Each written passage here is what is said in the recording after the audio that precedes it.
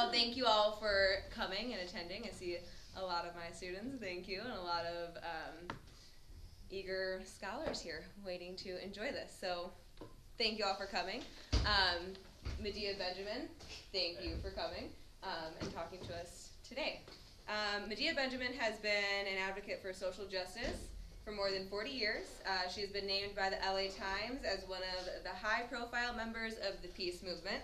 She is the co-founder of the women-led peace group CODEPINK, which she'll be talking about today, and the co-founder of the human rights group Global Exchange. She was one of 1,000 exemplary women from 140 countries nominated to receive the Nobel Peace Prize on behalf of the millions of women who do the essential work of peace worldwide. She is the author of 9 books, including Drone Warfare, Killing by Remote Control, and the book that she will be discussing today, which is on the flyer, Kingdom of the Unjust, Behind the U.S.-Saudi Connection. Her articles appear regularly, if you want to jot this down, in the Huffington Post, Common Dreams, Alternet, The Other World, and Telesur. Purdue University Northwest, local chapters of the Union for Democratic Communication, which Christian Lutz will be giving us a little blurb about later on in our presentation, as well as the National Communication Association's Honor Society Lambda Pi Eta, as well as the Center for Global Studies, are all or tri-sponsoring this event. So thank you to all these organizations. We've worked hard to organize this and put this together. So thank you again.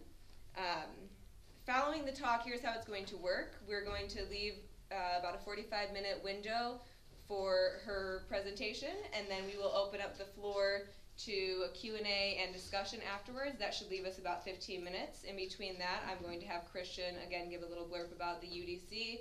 If anything is of interest to you in this talk, which I hope that it is, then feel free to sign up on our email sheet. Christian will pass those around a little bit later, and we will be doing things like this on campus more often.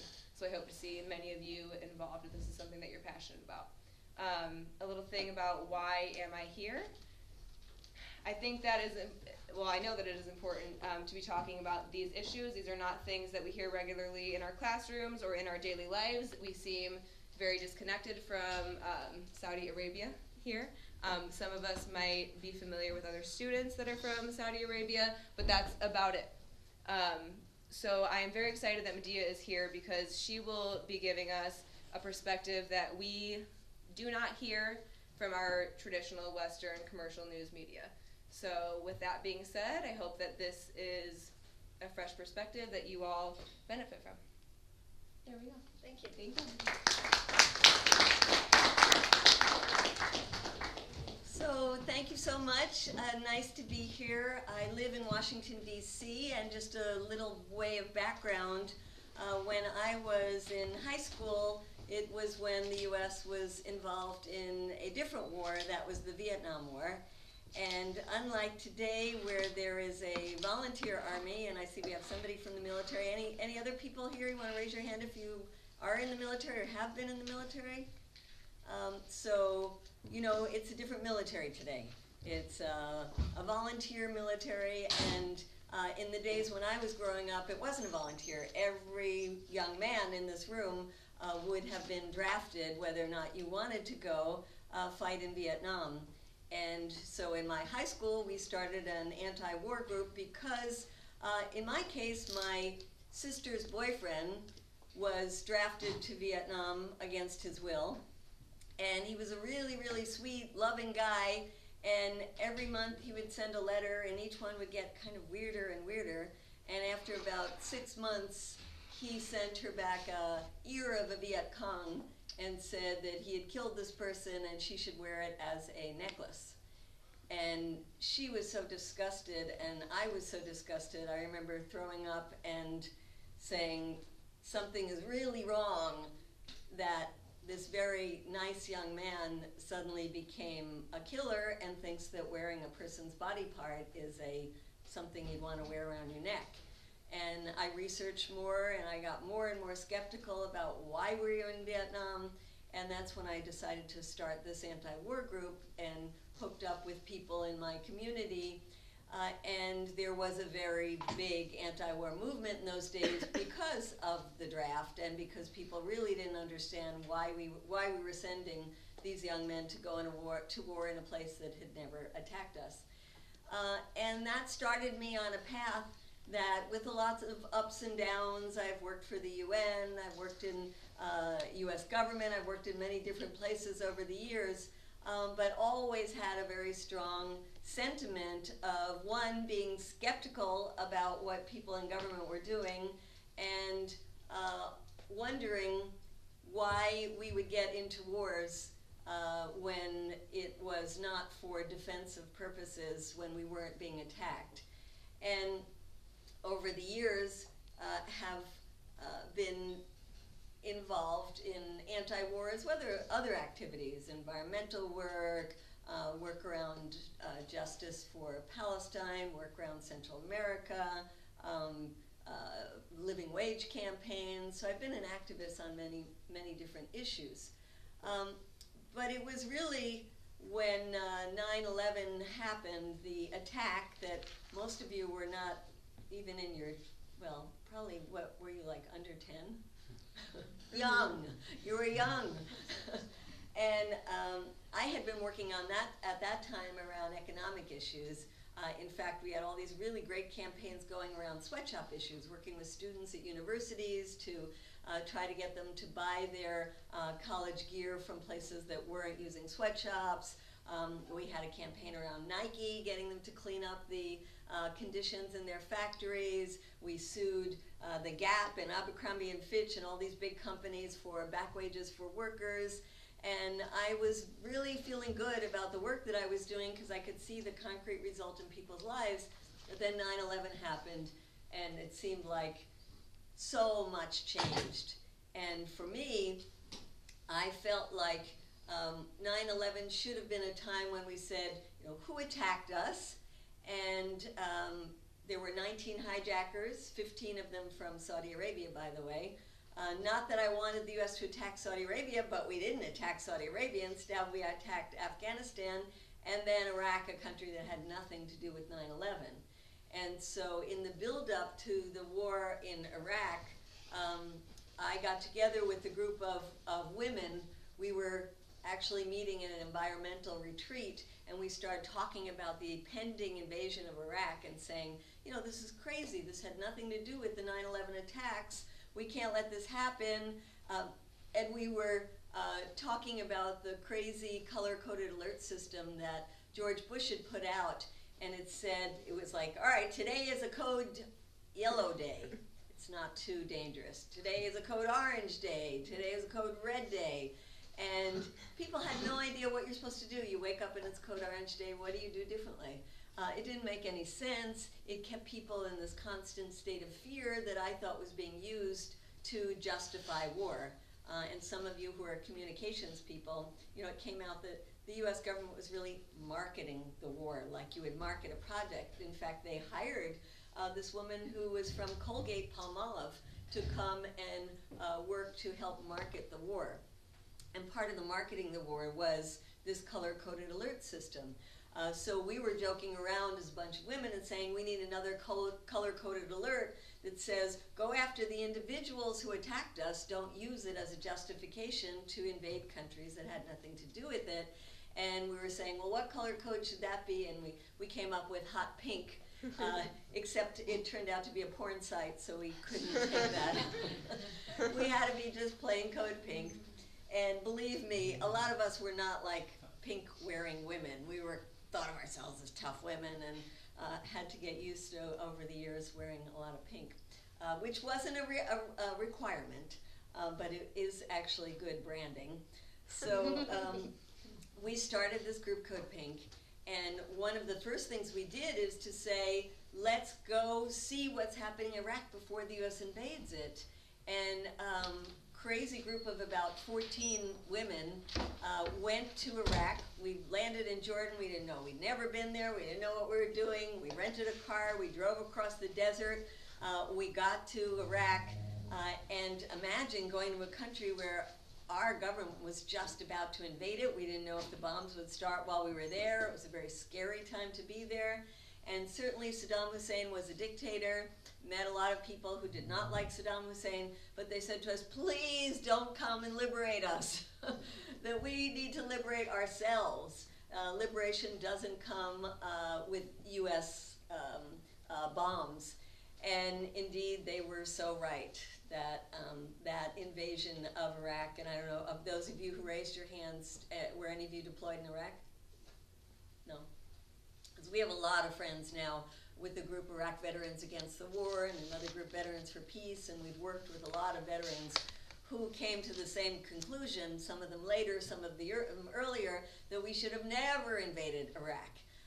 And of course, in the election between Obama and Hillary Clinton, that was the key issue that got Obama elected, is that he was against the war in Iraq and she had voted for it. And believe me, she knew what she was doing, because we had, I mean, she got all these, you know, intelligence briefings, and we, as soon as we came back from Iraq, demanded to meet with her, because a lot of our folks were from New York. And she wouldn't meet with us, so we called more people together. We got 100 women to all do a sit-in in her office in Washington, D.C. And it was pretty cool, because we had this thing called, if you were going to vote against the war, we would give you a pink badge of courage. We made up these very pretty pink badges.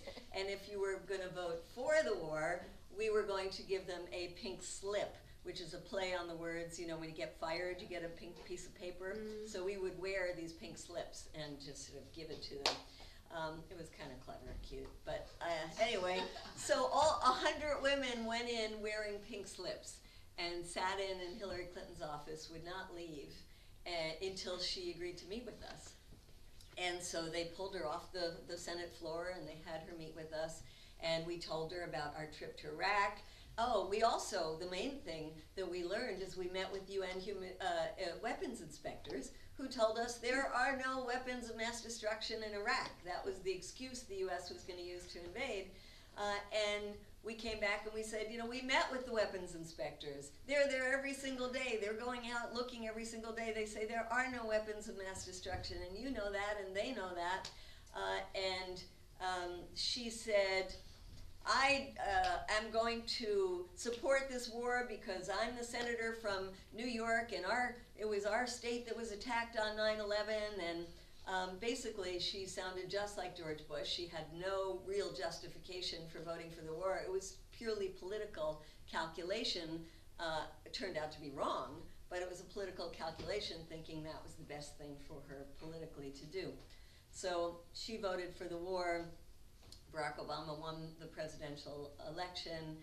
We went on as CODEPINK during the Bush years to really be part of a big mass movement against the war. And there's a documentary you might look up online. It's called We Are Many, because it is just a beautiful documentary of a one day of protests that probably except for the professors, maybe don't know anything about. It happened on February 15th, 2003, right before the US invaded Iraq. And it was massive and global. It was in, I think, over 900 cities around the globe. And people got, I mean, we had over 1 million people in New York City. There were millions of people, estimates about 40 million people that day came out. It's in the Guinness Book of Records as the largest demonstrations that ever happened in the history of humankind on any issue. And this documentary is so cool because it sort of documents it happening around the globe. And you know, people came out and protested and said, let's not get into the war, and George Bush went ahead with it anyway, and the rest has been so disastrous. So when Obama got elected, this movement that had come up under the Bush years really kind of fizzled out. People thought, he's going to be a peace president. He was opposed to the Iraq War. He'll get us out of these wars. Other people thought, I'm exhausted of fighting 8 years against George Bush's war, and I'm too tired to do this anymore. I want to do something else. Financial crisis, the meltdown happened. People were losing their homes, their jobs. For a whole bunch of reasons, the peace movement kind of fizzled. And my group, CODEPINK, that at one point had 300 chapters around the country and had 300,000 people on the mailing list, got down to maybe a couple of dozen chapters and half the amount of people on the mailing list. Speaking of which, I'm building it up again, so I'm going to pass it around, and anybody who wants to, please sign up. We won't bombard you, only once a week at the most. So Obama came in, and I think he did two really great things in terms of foreign policy during his 8 years. One is he negotiated a Iran nuclear deal, which kept us out of a war with Iran. And this happened last year, and he did it against a lot of opposition from countries like both Israel and Saudi Arabia, who see Iran as their enemy, and a big lobby group in the United States that was putting millions of dollars into saying, you know, Iran is the worst country in the world, it's a terrorist country, you know, we can't make this deal with them. And on the other side was the Obama administration wanting to make a deal, other members of the international community, and then a whole bunch of people at the grassroots putting pressure on their members of Congress. And in this case, things work like they're supposed to work, which is the grassroots actually won out, and the Iran nuclear deal went into effect and has so far kept us from going to war with another country in the Middle East. The other thing I think that was good that Obama did was renewed diplomatic relations with Cuba, a country, you know, right off our coast that had been no diplomatic relations since the 1960s. It didn't make much sense. So those are two things where he used diplomacy very effectively. Otherwise, I think he continued a lot of the same policies from the previous administration and kept us in a lot of the wars. There are still troops in Afghanistan, the longest war in U.S. history. There are still troops in Iraq. There the U.S. has been bombing 7 countries, and most Americans have no idea. It's Iraq, Afghanistan, Pakistan, Syria, Somalia, Yemen, and Libya. So these are wars unlike other wars because they're mostly done with small numbers of troops. They're mostly done with covert actions, special operations, training local people, U.S. weapons, U.S. bombs. But Americans don't hear about it because there are not a lot of troops on the ground, and we usually hear about it only when it's Americans getting killed, not when we are killing other people. So it's been difficult to raise the energy to say, hey, you know, let's get out of these wars. We're not helping the people on the ground. Iraq, we took out a guy who was a dictator, but it was a middle-class country that had free education for all its people through college. You could become a doctor, not pay a cent.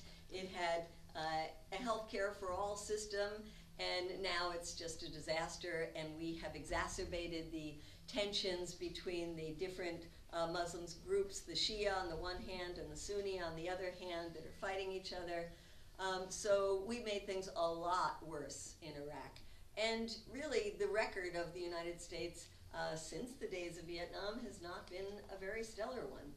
So I have been part of trying to revive the peace movement and trying to really look at what keeps us in these wars. I go to a lot of hearings, and there are people from the Pentagon who come to the hearings. And my view right now is the Pentagon is reluctant to continue some of these wars and get us into new ones or get deeper into it. But there's a lot of gung-ho members of Congress that really want to push and say the Obama administration hasn't done enough, even though we've been involved in 7 different wars. And so when I look at what is pushing us into war, I see a lot of it being the small percentage of people and companies that profit from war. And there is something called the military-industrial complex that President Eisenhower in the 1950s warned us about and said it has a momentum all its own. And there are people that make a lot of money off of war. Very small number of people. It's certainly not most of the people in the military.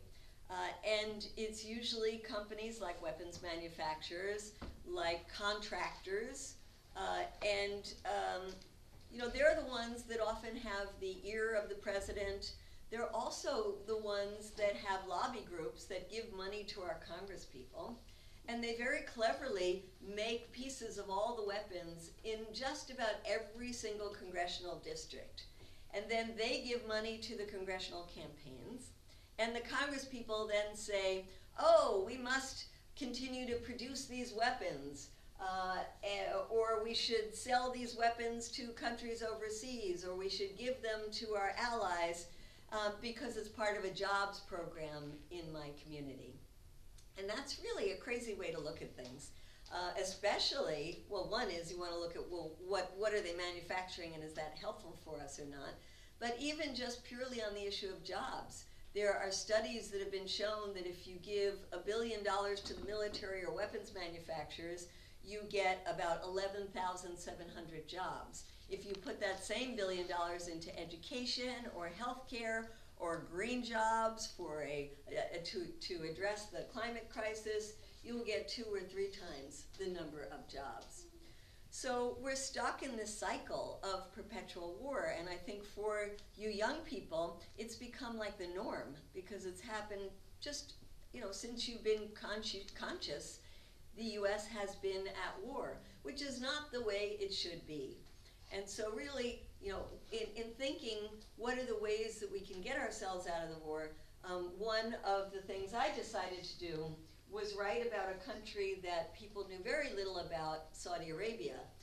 Not because I think they are the factor in all of these wars, but because I do think they play a major role.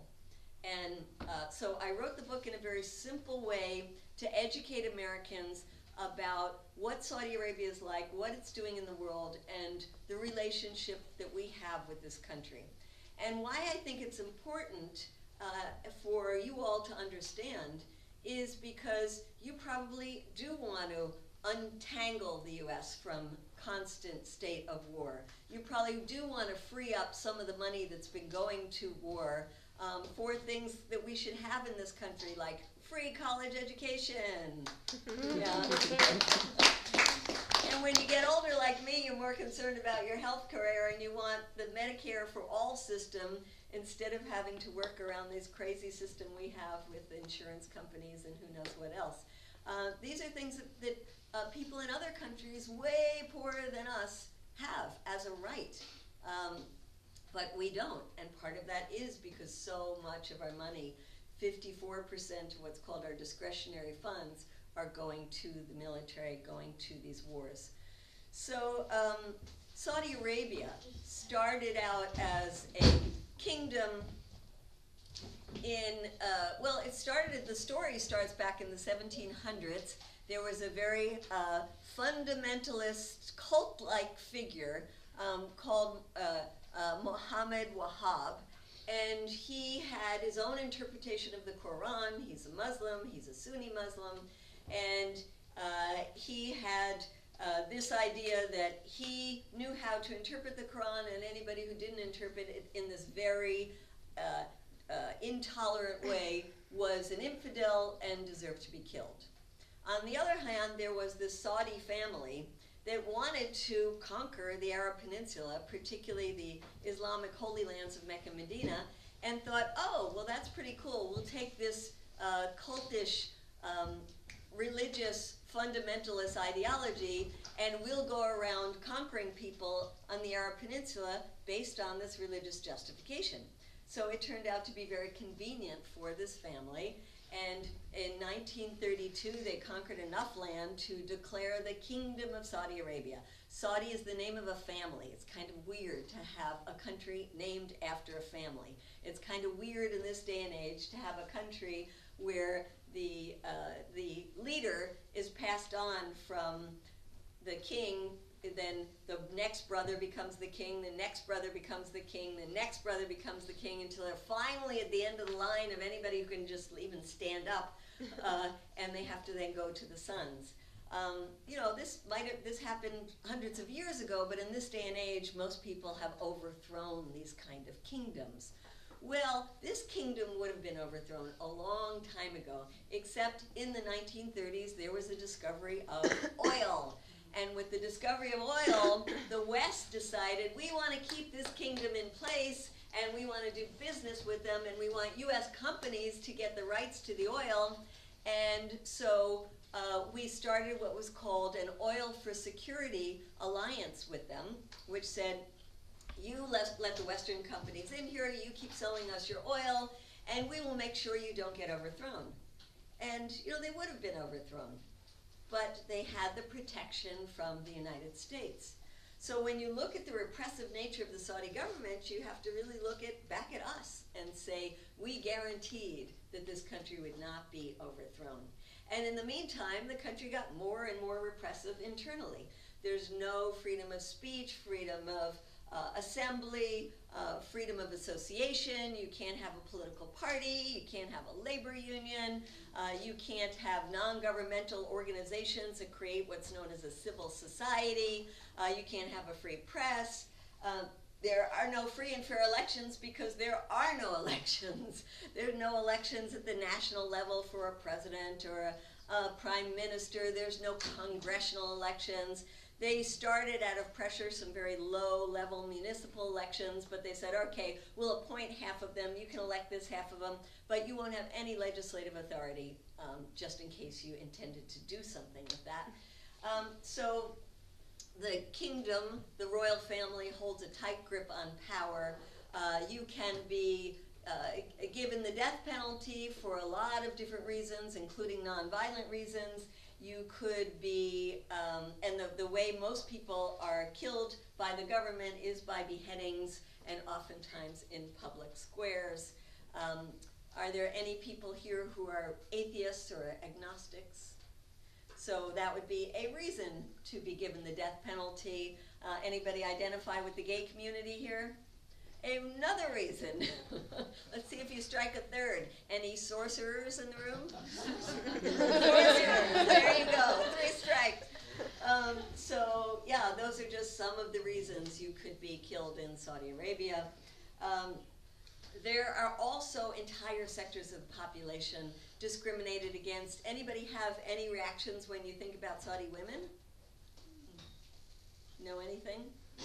Well, you might know that they have to be totally covered when they go out in public. You might also know that women in Saudi Arabia are not allowed to drive. It's the only country in the world where women are not allowed to drive. I have a debate with that. See, I think that's completely wrong because I'm Muslim. I've been to Jordan over 10 times. I've seen women drive with their own businesses. Right. They have the same rights as here. And I think it's completely wrong. Right. Well, that's why my friends who are Muslims say, don't call this a version of Islam, call it a perversion of Islam. And I agree with that because I've lived in Muslim countries. You know, the largest Muslim country in the world is Indonesia. You can cover, not cover, you can drive, you can do whatever you want. Their women have been president in Indonesia. There are many Muslim countries where women have been presidents before we even get a woman president. So yes, I'm glad you brought that up. And you know, when I do this work, I try not to feed into that Islamophobia because most practicing Muslims practice their religion in a total, open, loving, compassionate way. This is a small group that has really perverted the religion. And so women cannot drive, and they live under a guardianship system, which doesn't exist in most Muslim countries, where from the day you're born to the day you die, you have to have a male who is your legal guardian who gets to decide some of the most important issues of your life, like if you're going to marry, who you're going to marry, when you're going to marry, if you're going to study, what you're going to study, if you're going to get a job, what kind of job, if you're going to get a passport, if you're allowed to travel, all of those kinds of things.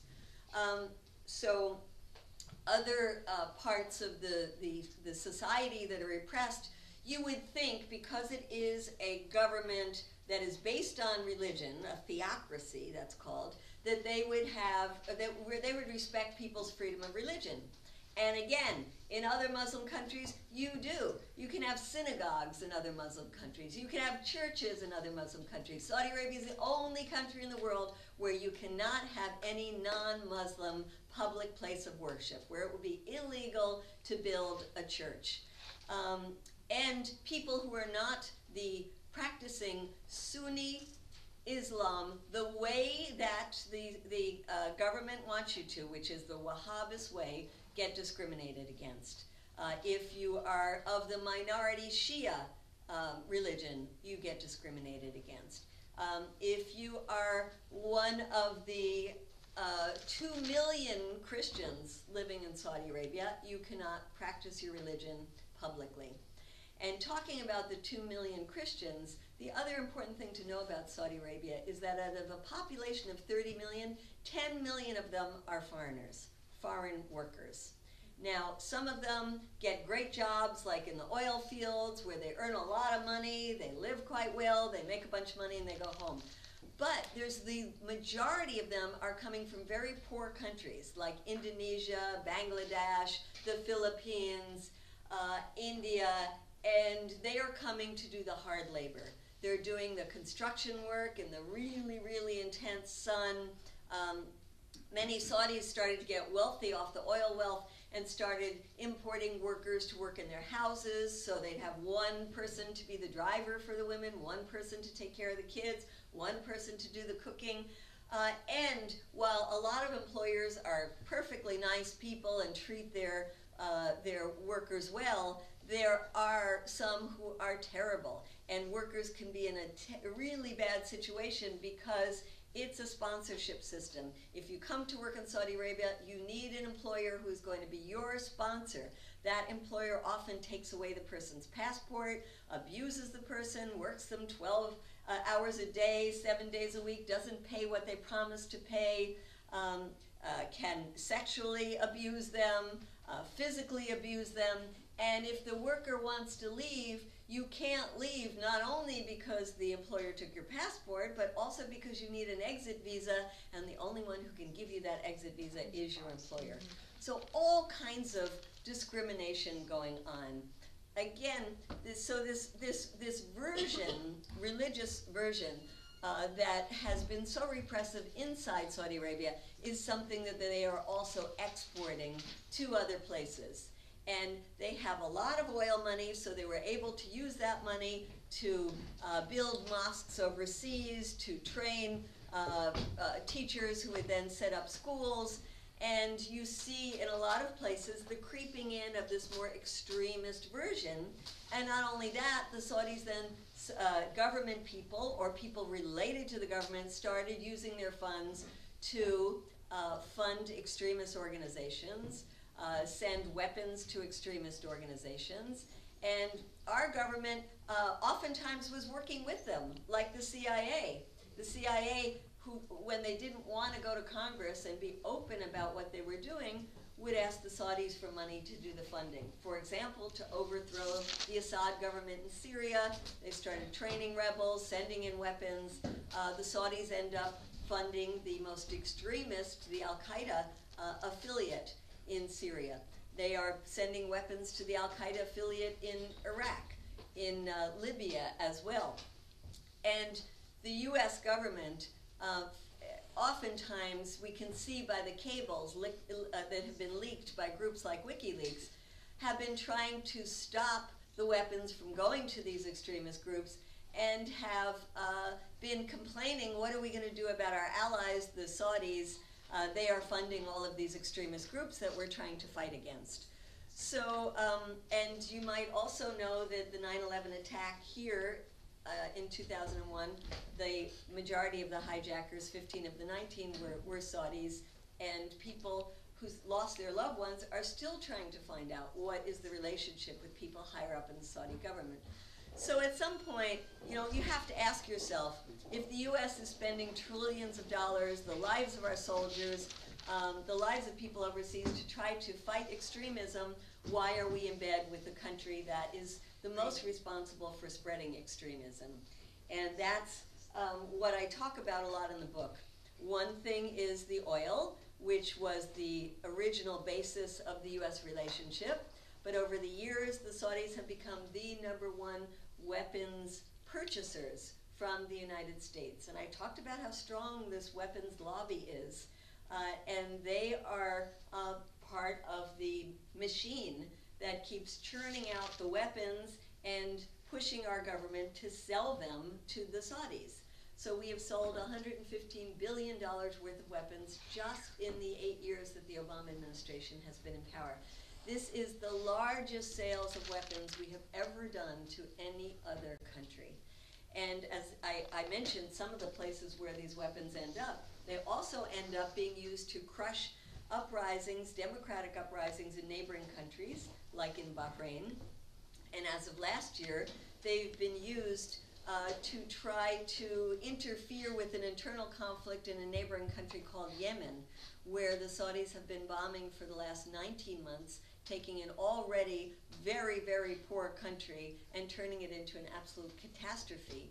Those of you studying communication should really look at why the war in Yemen is so undercovered in the United States.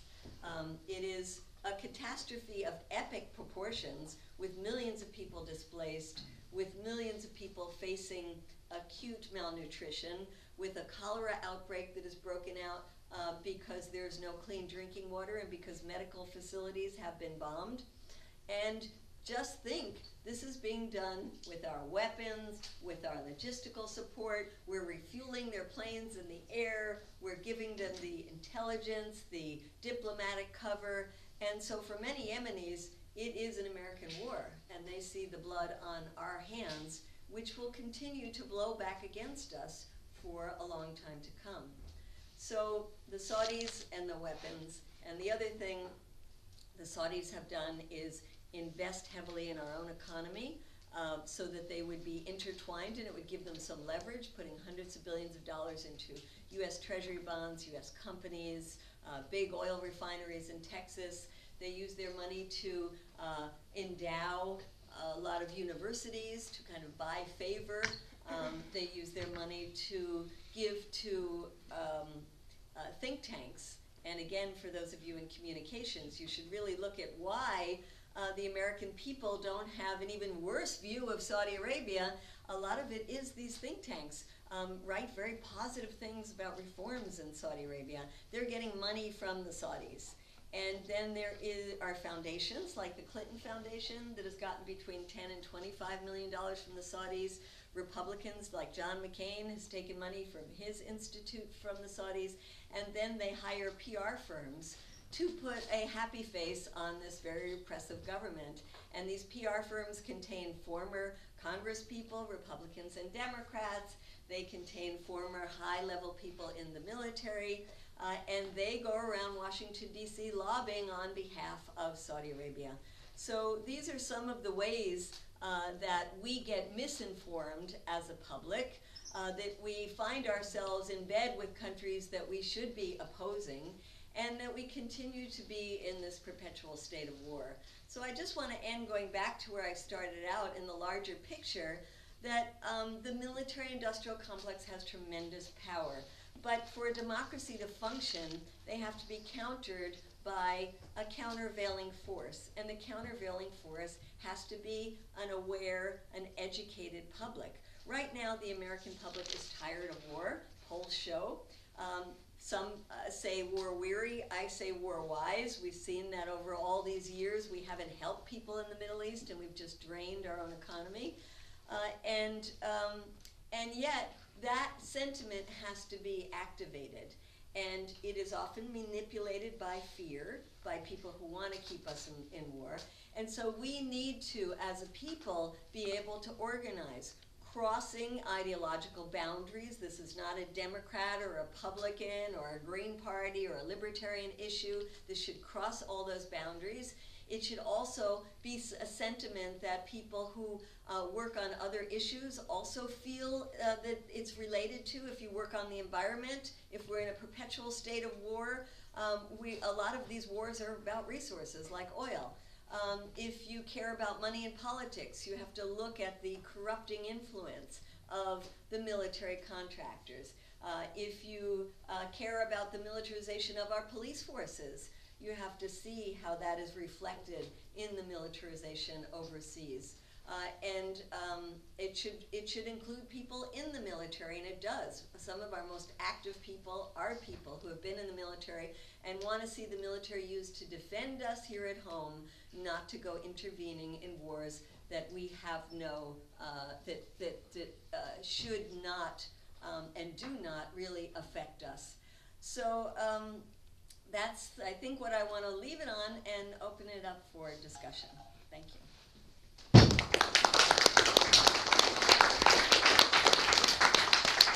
going to have a question and answer session in just a moment.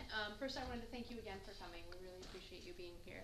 And I wanted to tell you guys a little bit about the Union for Democratic Communication. The Union for Democratic Communication is an organization, a national organization, that consists of researchers, journalists, media producers, policy analysts, academics, and activists. As a national group, they're dedicated to critical study of communications, production, and distribution of democratically controlled and produced media, fostering alternative, oppositional, independent, and experimental productions, as well as development of democratic communication systems, logically, regionally, and internationally. As a student organization, we've just begun on campus, and we're going to have more things coming this semester, and I'm going to send around a sign-up sheet for if you're interested in that. What we strive to bring to campus are experts like Medea Benjamin and others in media, policy, communication research, and activism. We hope to promote varied critical approaches to communication and to media, advocate for the creation and structures of, to promote democratic communication, and work with faculty and area organizations to facilitate discussion and promote activism on campus and in our community. If any of that appeals to you, I'm going to hand out, sorry I talk very fast, I'm going to hand around a sign-in sheet for the UDC. If you're interested in just getting more information, go ahead and put your email down. If you would like more information about Lambda Pi Eta, I encourage you to also put your email down. So thank you again, and great. Open up for questions. Thank you. So, discussion, questions, disagreements, agreements, ideas. Yeah. I had a question that's kind of off topic, more so about your opinion. If you had to describe or define love using one word, what would it be? Compassion. Yes. Why did you use compassion instead of passion? You signed it too. Because I think, we all have a side of us that is and can be very, where we want to see a fair world, where we all want to live together in harmony, and we have a side of us that's kind of that individualistic, I get mine kind of thing. And it depends how it's fed. And I think compassion is really what has to be fed. When you talk to people about,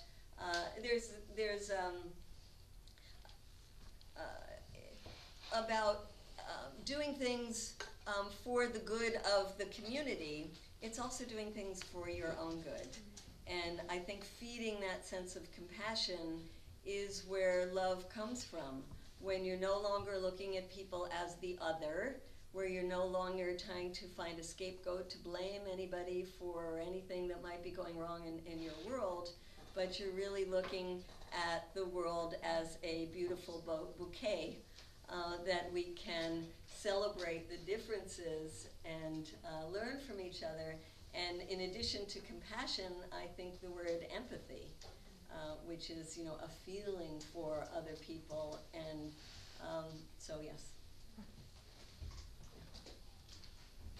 Regarding our foreign intervention, it seems like there are several issues we need to be faced in the Saudi Arabia area, but my question is, since you obviously do not support our continued military involvement, which I admit I would agree with you on that one, but what do you recommend is the best course of action should we want to cease military action but allow for social change to take place? And you're talking about the Middle East in general? Or? Yes, ma'am. Yeah.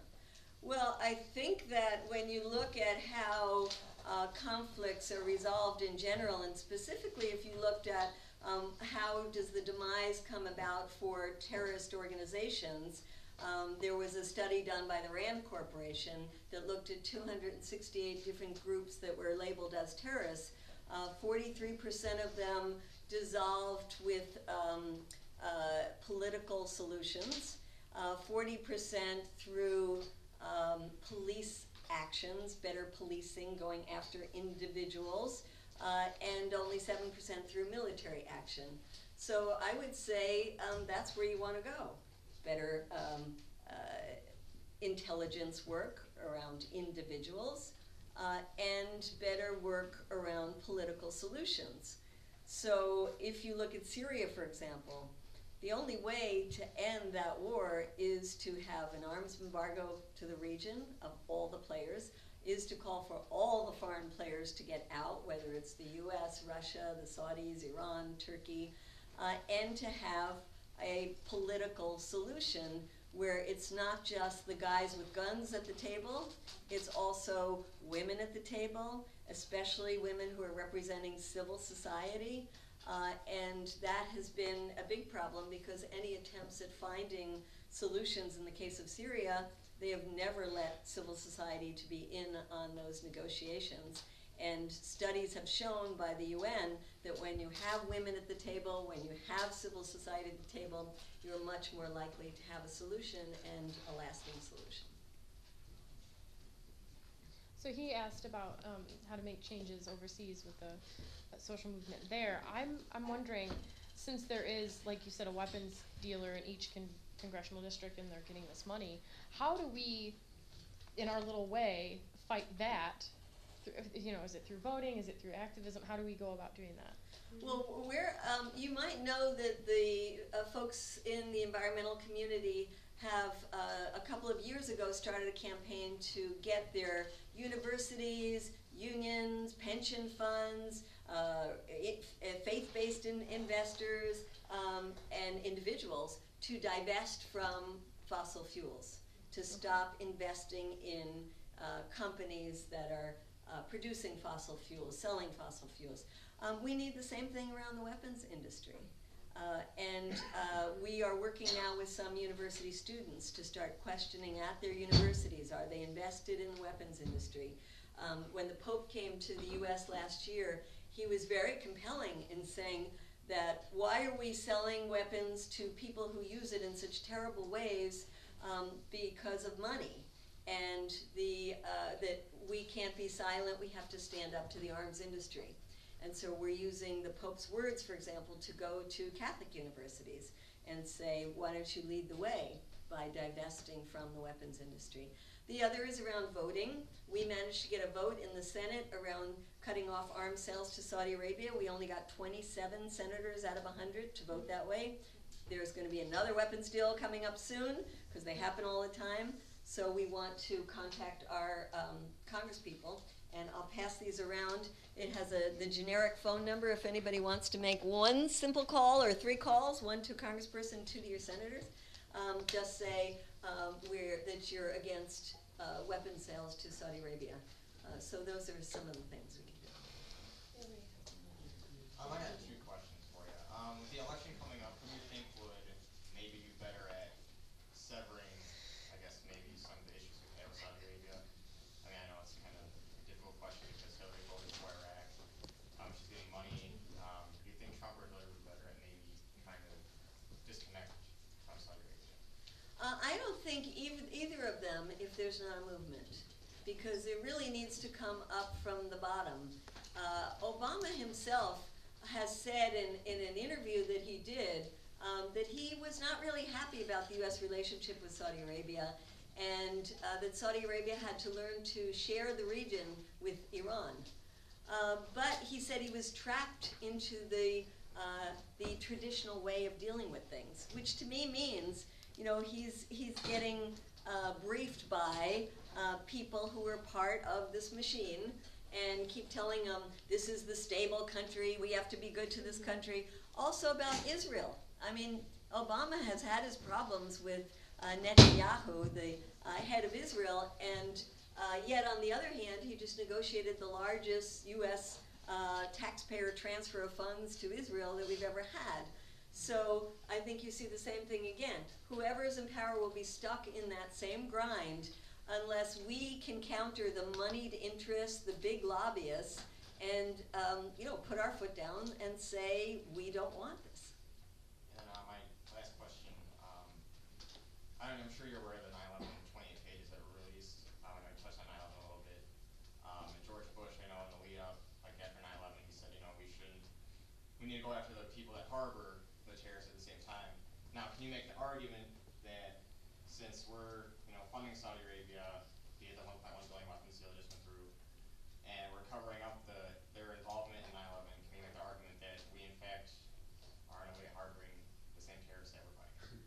Well, yeah, you could also make the argument that the terrorists were living here in the United States, and so we were physically harboring them because they were here.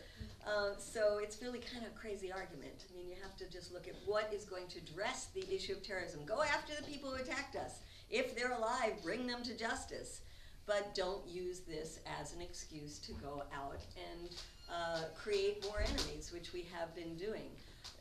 You referred, and I assume a lot of people don't know, that there was a 9/11 commission to study what happened after 9/11. There were 28 pages that weren't released that deal with financing of it and the Saudi government.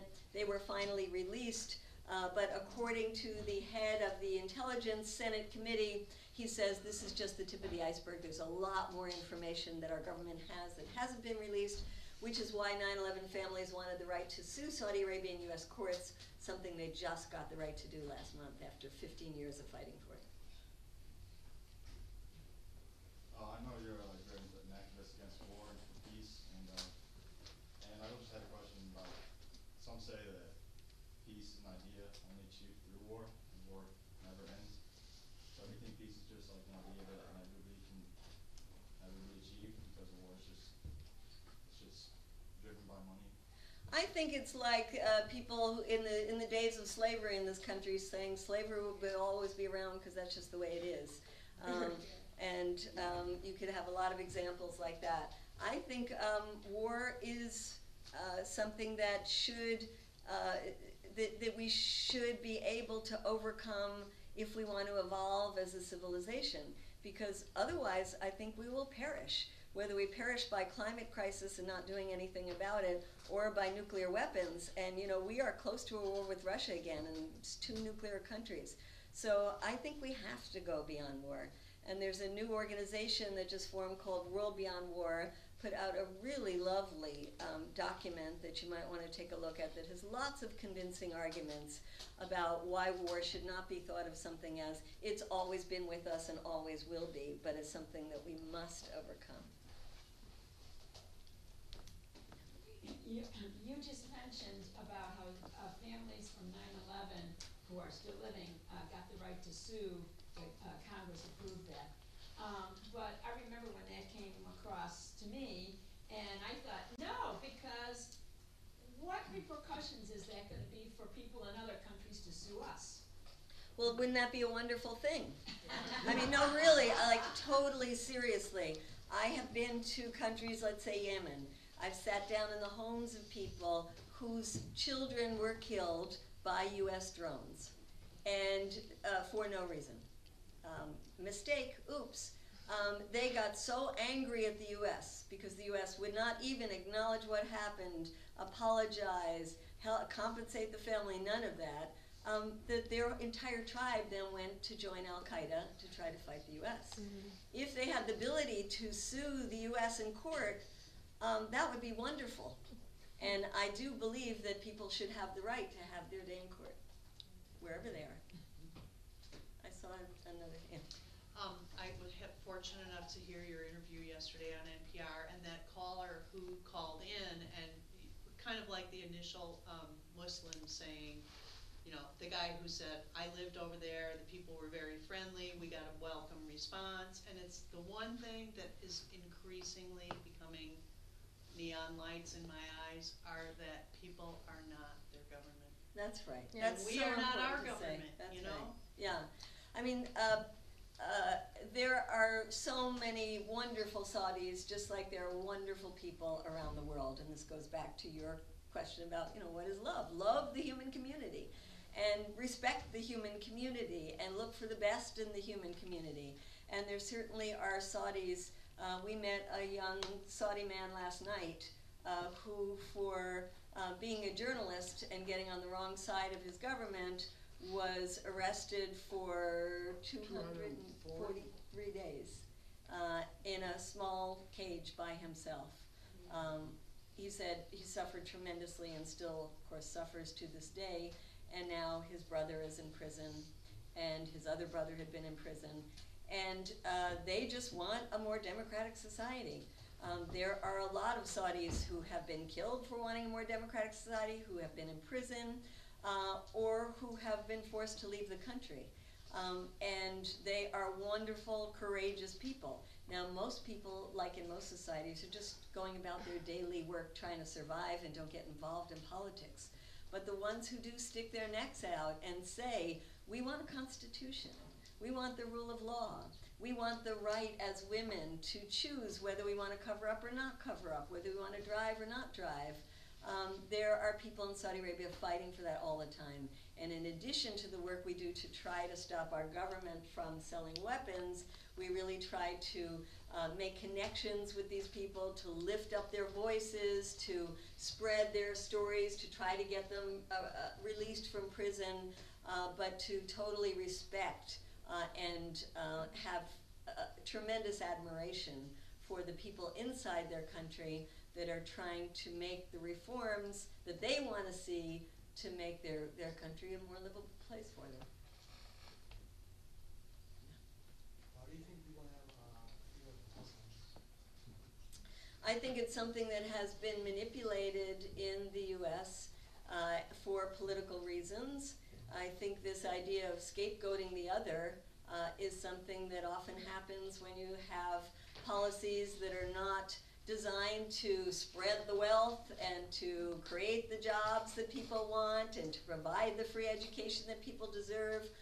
Instead, it's our economy is so much geared towards the wealthiest people, and then people are manipulated to looking for excuses as to why their lives are not getting better, why they can't find a good job, et cetera, and then they blame it on immigrants, like from Latin America.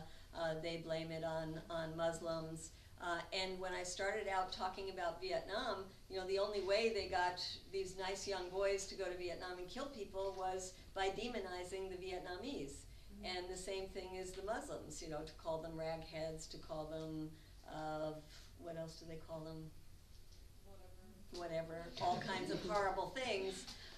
It is part of an effort to create the other, and then it's okay to kill the other, or okay to scapegoat the other, and that's something we really have to work against.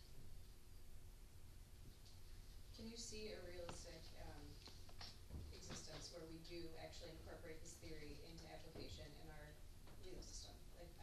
It seems like it's such an insurmountable force that it's like, how do we actually bring in these decades, if not a century of research dealing with objectifying and then, reproducing these very discriminatory things historically and systematically? Like, how do we go about doing that? Well, we already have a lot of laws around it. It's really more about education. Yeah. It's really what children are taught, what they're taught at home, what they're taught in their communities, what they're taught in their schools. And I visited other places in Europe, for example, where children are taught some really awesome things starting out at the elementary level to learn about and respect all different kinds of cultures. And when they learn to eat other people's kinds of food and celebrate other people's holidays and all that kind of thing. And unfortunately, we don't have that a lot in our schools. And so I think it's something more that we have to work on to spread that kind of appreciation and do it at a very early age. So here, at least in academia, and I think outside of it as well, we're hearing a move toward media literacy. We hear that phrase often. How important do you think that is if you're talking about different forms of education?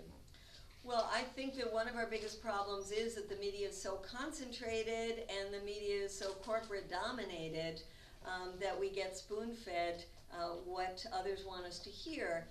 Through the internet, we do have all kinds of ways to get all different kinds of perspectives.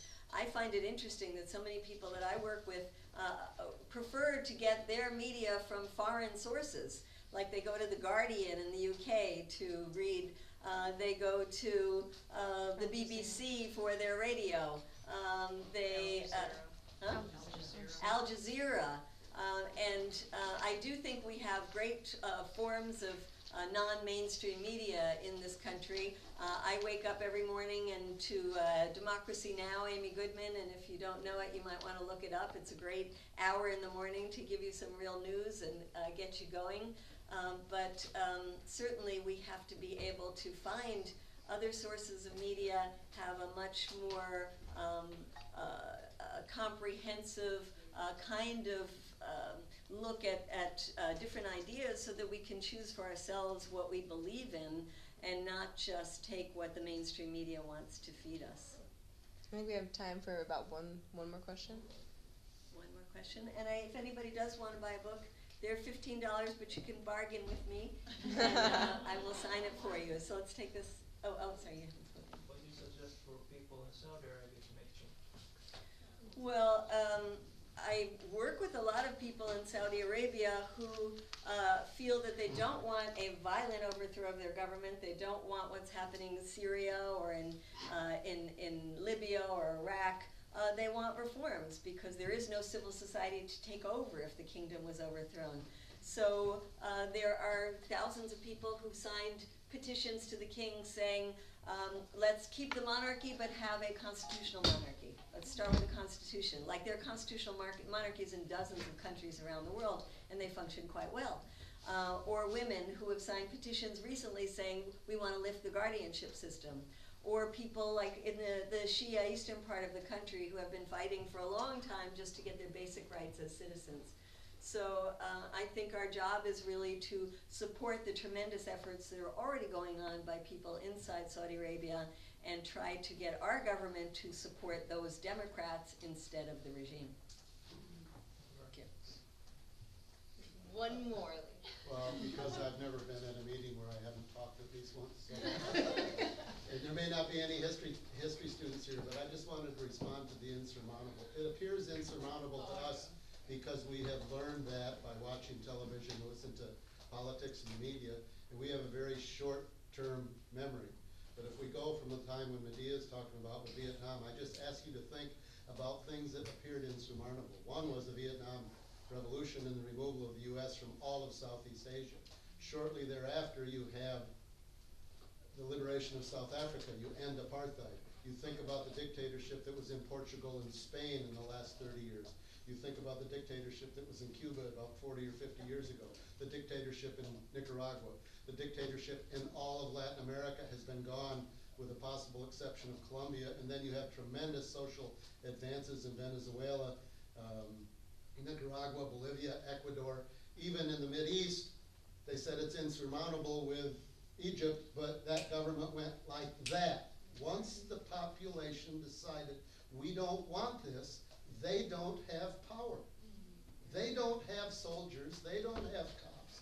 They don't have power unless we accept that. When we don't accept that, there's nothing that's insurmountable. And as long as you think it's insurmountable, I would say you have had a limited education and challenge your professors to tell you something different than what they're telling you. Because nothing is insurmountable if collectively we decide otherwise. Beautiful. And I would just say, watch out for what's happening at Standing Rock right now, and you will see people power in action, and I bet that pipeline will not go through the indigenous people's territory.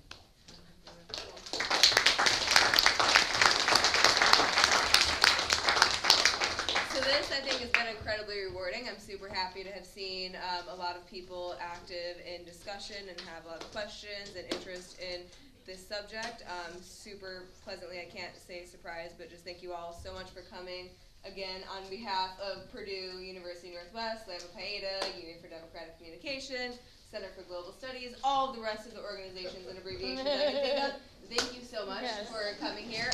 After this, if you're interested in additional information on what Medea Benjamin does and about her work and her book, she'll be doing a presentation on the Calumet Roundtable. She'll be doing an interview. I encourage you to follow their Facebook page, so when that interview becomes public, you can see it and learn more about her work. this talk, as well as her interview on the Calumet Roundtable, will be uploaded to a YouTube channel, and I will be sending out emails to your professors, your instructors. However you heard about this event, you will know how to access that online, so that way you can share that with any community that you might think is relevant, or any other person that you might think would be interested in this. Later this semester, we will be hosting a discussion panel on Syria, so I hope that you all come back to participate or listen to that as well. So thank you all again very much.